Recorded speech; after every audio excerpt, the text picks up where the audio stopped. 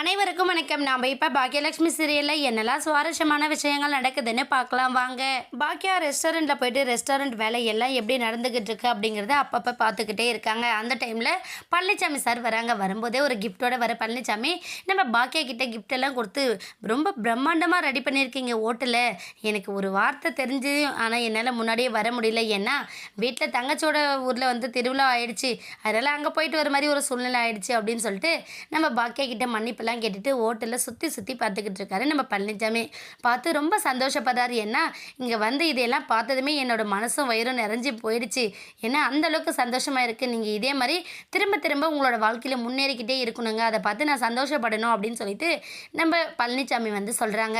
அது மட்டும் இல்லாமல் ரெஸ்டாரண்ட் உள்ளே சுற்றி பார்த்தது மட்டும் இல்லாமல் வெளியிலையும் போய் சுற்றி பார்க்குறாங்க. சுற்றி பார்த்துட்டு எல்லாமே ரொம்ப பக்காவாக இருக்குது. மெயின் ரோடு பக்கத்தில் ரெஸ்டாரண்ட் ஓப்பன் பண்ணியிருக்காங்க. எல்லாமே நல்லாயிருக்கு. ஆனால் இங்கே கார் பார்க்கிங் வசதி மட்டும் கொஞ்சம் கம்மியாக இருக்குது அப்படிங்கிற மாதிரி நம்ம பழனிசாமி யோசிக்கிறாங்க. யோசிச்சது மட்டும் இல்லாமல் இதுக்கு ஏதாச்சும் ஒரு வழி பண்ணணும் அப்படிங்கிற மாதிரியும் கண்டிப்பாக நம்ம பழனிசாமி யோசிக்க போகிறாரு. அது மட்டும் இல்லாமல் நம்ம பாக்கியாவும் பழனிசாமியும் ரெண்டு பேரும் உட்காந்து சிரித்து பேசிக்கிட்டு இருக்கிறத நம்ம செல்வி கூட இருக்கிற இன்னும் ரெண்டு பேர் எல்லாருமே பார்த்து ரசிக்கிறாங்க.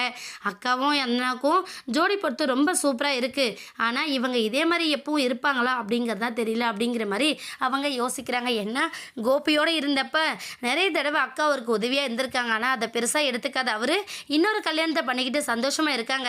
அக்கா மட்டும் தனியாக இருக்கணுமா என்ன அப்படிங்கிற மாதிரி நம்ம செல்வி யோசிக்கிறாங்க. அதுக்கு தகுந்த மாதிரி செல்வி என்ன பண்ணாங்கன்னா ஸ்வீட்டு வடை அப்படி இப்படின்னு கொண்டு வந்து நம்ம பழனிசாமி கிட்டே கொடுத்துட்டு இது எல்லாமே அக்கா உங்களுக்காக ஸ்பெஷலாக பண்ணாங்க அப்படிங்கிற மாதிரி கொடுத்துட்டு நம்ம செல்வி போயிடுறாங்க. இதை பார்த்து பாக்கியா ஒரு பக்கம் முறைக்கிறாங்க. என்னடா இது புதுசாக இவ ஒரு கதையை கட்டுறாளே அப்படிங்கிற மாதிரி நம்ம பாக்கியா ஒரு பக்கம் யோசிக்கிறாங்க. இன்னொரு பக்கம் வீட்டில் அத்தை மாமாலாம் தனியாக இருப்பாங்க. அவங்களையும் கவனிக்க முடியல அப்படிங்கிற ஒரு வருத்தமும் நம்ம பாக்கியாக்குள்ளே இருந்துக்கிட்டே இருக்குது. என்னாக போதுன்னு வெயிட் பண்ணி பார்க்கலாம். இந்த வீடியோ உங்களுக்கு பிடிச்சிருந்தா மறக்காமல் நம்ம சேனலை சப்ஸ்கிரைப் பண்ணுங்கள். தேங்க்யூ.